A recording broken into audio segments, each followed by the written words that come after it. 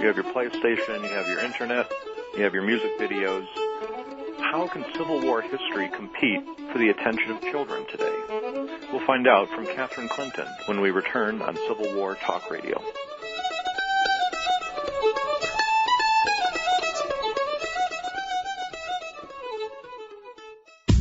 How much time each day do you spend managing your personal or business calendar? 15 minutes, a half an hour, maybe more. Is the conference room available for next week's meeting? And how many people do you have to ask to find out? Have you ever misplaced or, worse yet, lost your day planner or handheld device? And what do you do about that missing information? Do you own or operate a salon or carpet cleaning business? How about a realty office or any one of 1,000 other service-based organizations? Can your customers make their appointments even when your office is closed? If any of this sounds familiar, then Schedule Online is the solution for you. For more information, call toll-free 888-668-3355. That's 888-668-3355. Or visit us online at www.scheduleonline.com. Before we return to our riveting drama, our sponsor insists that we listen to a radio show about television. I'm Jim Benson, host of A Different Sort, as I direct you toward a galaxy of TV memories guaranteed to leave you spellbound while I present many of the greatest legends in television history on the TV Time Machine, every Wednesday beginning at 4 p.m. right here on World Talk Radio. World Talk Radio, bringing the world to you. To speak with our show hosts or guests during the live show, call us toll-free in North America, 888-514-2100. Everywhere else, call 001-858-268-3068. Welcome back to Civil War Talk Radio. I'm Jerry Prokopowicz. My guest today is Catherine Clinton, author of books for children and adults on the Civil War. And Catherine, we were talking about Harriet Tubman as someone who was featured in many children's books, so that every young person today at some point hears about her, but someone who has never been featured in a serious adult biography until your work. What about her, the Underground Railroad? Sure. That she was involved in.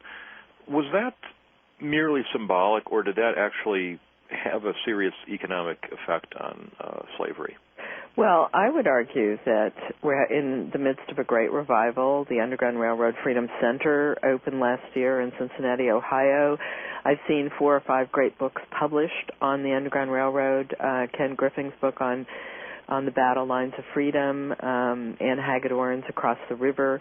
They are really looking at the war before the war, is what I think it can be called. And maybe I'm affected by the fact that I just returned from the heartland, my hometown, Kansas City, and I always feel that there was a lot of fighting going on, a lot of shooting, a lot of bloodshed before the actual Civil War broke out, and you had armed abolitionists and you had armed pro-slavery advocates, and this was something that went on very deeply, very strongly in American culture during the decade leading up to the war. I think that the Underground Railroad was an important part of robbing the slave power of not just its property, but its sense of entitlement, that slaves liberating themselves, enslaved persons voting with their feet, leaving the pro-slavery power behind, was something I think important, and something I think that did indeed increase and incense and create a climate for war to break out. And Tubman was an important part of that. She was someone who was not just a symbolic part of it, but an actual part of it. But I think it's important that we don't end her story or the Underground Railroad with the Civil War. Certainly a lot of new books coming out. Steve Hahn's Pulitzer Prize-winning A Nation Under Our Feet and many other books have been looking at this question of the multiple meanings of the Civil War. Ed Ayers has a new book of essays, a wonderful read called What Caused the Civil War. And we're looking at the complexity of African-American self-determination figuring into this larger question of the meaning and causes of the Civil War. Something, as you know, that causes a lot of debate within Civil War scholarship, but I think a worthwhile debate. Well, absolutely on that. I'm curious. Although I want to add, as you know, we've talked about before, I'm all for sexuality being looked at in terms of the Civil War. As a matter of fact, I have a new book coming out called Battle Scars, Gender and Sexuality and the Civil War. It's a follow-up to the Divided Houses volume, and in it, several individuals introduce sexuality. But as you and I have talked about, I think it's really much more healthy to not be speculative, but try and look at evidence when we're dealing with sexuality in Civil War history, and not just focus in on the sexual preferences of individuals, like our 16th president, which has been in the headlines quite a bit lately, but to try and really look seriously at questions of sexuality, gender, and how the war, which was the most amazing event in 19th century transformation, transformed sexuality as it did every aspect of everyday life. One of the challenges in writing about sexuality in Civil War history or any period of history has to be your sources. Certainly. And people are not going to talk as openly about sexual issues as they will about the experience of battle, for example. Sure, and Bell Wiley, in his look at soldiers' lives, talked about the actual censorship that went on not just in soldiers' letters, but in those who held on to soldiers' letters, because the Civil War was, of course, the greatest explosion of primary material. Everyone held on to those letters. When I was doing my first book, The Plantation Mistress, and I was touring around the South, I was looking at the role of women from 1780 to 1835.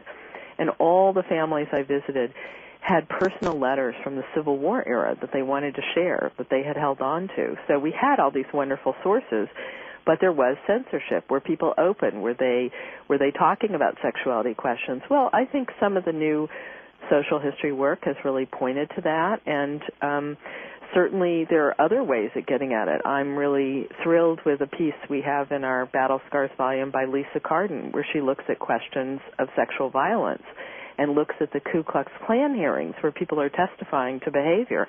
And reading about it is absolutely riveting and really, I think, important. And I found, looking at the medical records of the Civil War, that you could find out a lot of material through looking at venereal diseases, gonorrhea, the attitude towards it, and the way in which the military commanders felt they had to be fighting on the medical front as well as on the battlefield in order to keep their soldiers in training and in the field.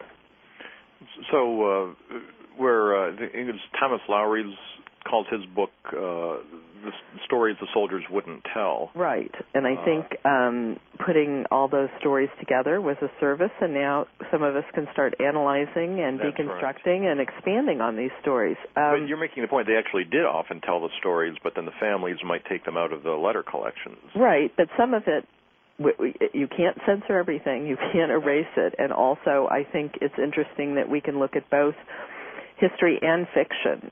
For example, in Battle Scars, both John Stauffer and Steve Kantrowitz are looking at masculinity and northern manhood and the way in which the fiction of New England writers can sometimes give us insight into attitudes towards sexuality. And there are, I think, other ways at getting at this. Anne Rubin looks at women's advice columns in the postbellum period. And Tom Brown has a wonderful piece on statues and what our images of masculinity and femininity were in the post-war period, and how those had to be transformed and then actually sculpted into stone in order to try and recreate pre-war attitudes, to try and have a status quo antebellum, which of course didn't work because African Americans entered into the formula as immigrants and others came into this country. I mean, America was a country at war, and yet people were still flooding into this country, even during wartime. It's really an amazing demographic phenomenon that went on during that era. And the spread of diseases and how this was handled during this era is really an important phenomenon that new work in medical history and the new social history. One of our pieces is by Jim Downs, who has a dissertation at Columbia called Diagnosing Reconstruction, and looking at how in the post-war period, one of the major challenges was actually to stop the spread of disease and try and control it. You had the Freedmen's Bureau hospitals, you had cholera epidemics, smallpox epidemics, and the way in which these were being handled was really an incredible challenge to the wartime generation. So certainly there's a lot more to be written there, and absolutely. And I look forward to people scouring their attics and going into records, and more of this material, I think, is being discovered and is being turned over and is creating exciting new history. I'm thinking, and I'm trying to recall the author's name, I want to say Francis Clark, wrote an essay not long ago on the effect of the image of masculinity as it affected war amputees. Right, I remember that wonderful essay. I thought that was very eye-opening. Right. Whereas in the 20th century, an amputated man was seen as less of a man, perhaps a feminized man. In the aftermath of war, it was a symbol of sacrifice. It was a red badge of courage. Right.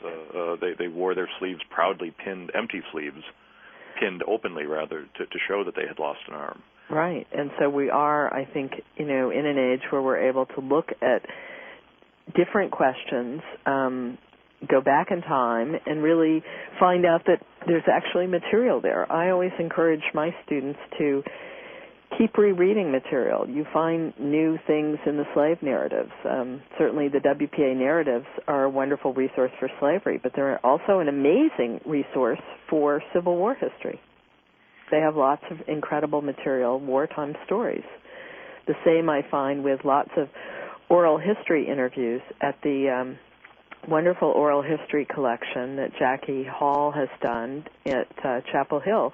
You can go in and read narratives, and people will tell stories about their grandparents and the Civil War. And in those stories, we get new insights into the meaning of the Civil War and its impact on families and towns and entire generations. Now, an immediate challenge to that would be, well, these are just stories. These have been handed down. They've been modified over time. They're not truly what actually happened in the Civil War. Right. Well, I tell a wonderful story about the fact that in my book, Harriet Tubman, I very, very strongly endorse the use of oral history because I'm, as a scholar of African American history and working in African American studies, you learn more and more the value of what is passed on as well as what is written down. And so in my introduction, I say that it's very important to look at questions of oral history, and that I try in my work not to privilege the written record over oral history. And I said this in an interview to a reporter when I was on my book tour, and the reporter dutifully wrote down what I was saying, and the next day in the paper of record, I might add, it said that Professor Clinton does not privilege oral history over the written record, which was, of course, the opposite of what I said. What you had said. And that's a written record. So I try and give that example to people of the way in which we must weigh things in the balance. You know, we're in the middle of a lot of things now that people look at evidence and they interpret it very differently. They interpret words differently, or tone or intonation. And why shouldn't the same thing go on in terms of the writing down of anecdotes and stories? You know, regimental histories are full of stories, and we take them as a part of the record. We weigh them. We weigh when they were written down, whether memories were faulty, whether people had political agendas. But I think that's all a part of history, and that oral history can be weighed and judged just as valuable as the written record. So not to suggest that oral history is infallible, but rather we already acknowledge the fallibility of written records. Right. And as long as we're using fallible written records, let's use fallible oral records with equal sensitivity. So when my colleague at a slavery conference is loudly decrying my use of oral history and telling me I shouldn't listen to oral history, I had to say to him, and his name was Jerry, but not to you, Jerry, well, Jerry, then I shouldn't listen to what you're saying until it's written down.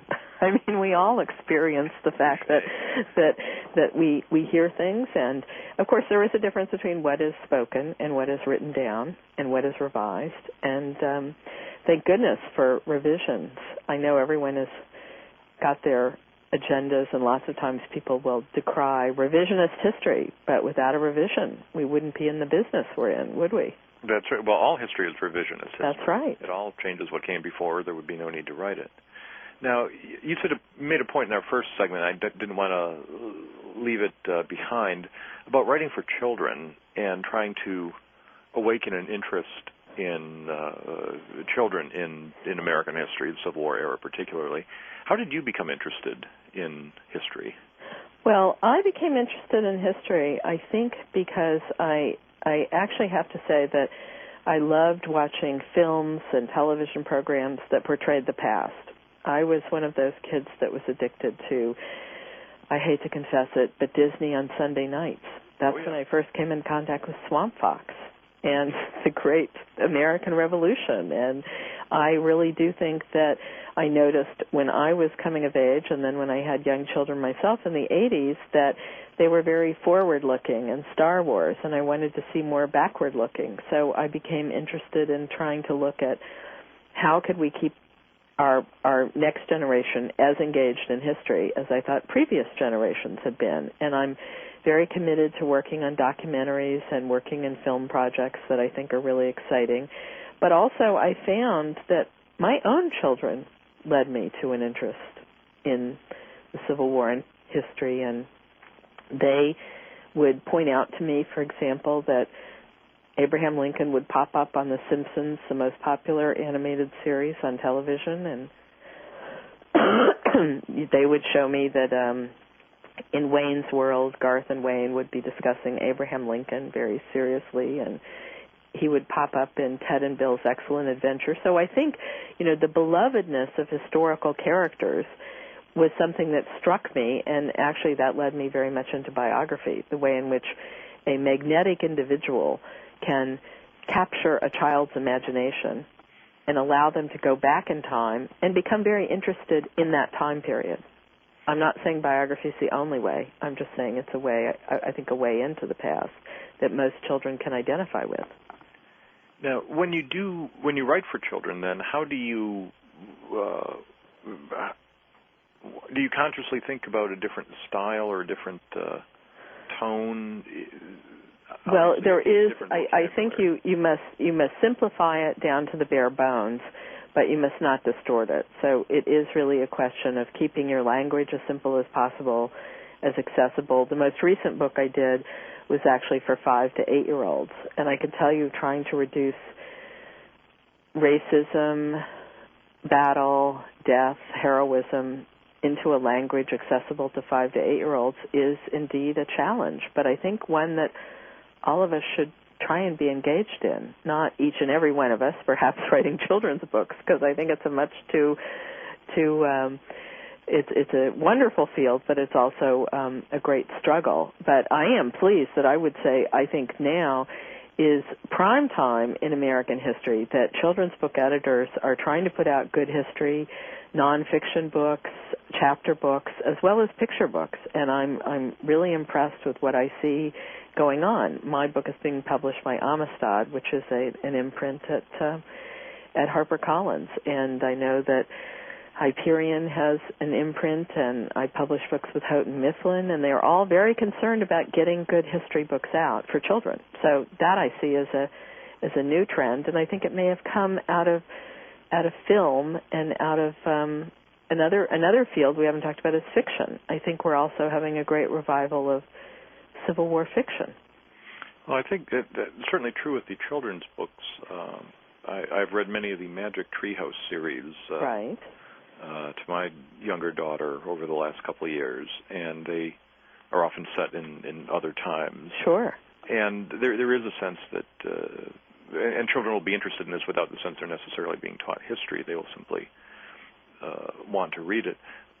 But I would agree with you that if you go back to the 60s and even earlier, there was a culture of history, of, as you said, the Disney shows, the movies, the TV series that focused on things in the past. The Western, which is the classic TV format, takes place in the past. Sure. There are no Westerns on TV anymore. Right.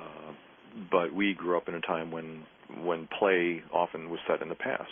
We True. had Cowboys and Indians or play. Well, now there are westerns on cable. Let's say HBO is putting on Deadwood and other things. And I really do have to say also, I think, for example, even the films or attempts, I mean, a film like Cold Mountain, which is trying to film a classic book, many think may have failed, but I think it still showed a side of the Civil War, the home front, in a way that I found very compelling. It did, of course, have its failings.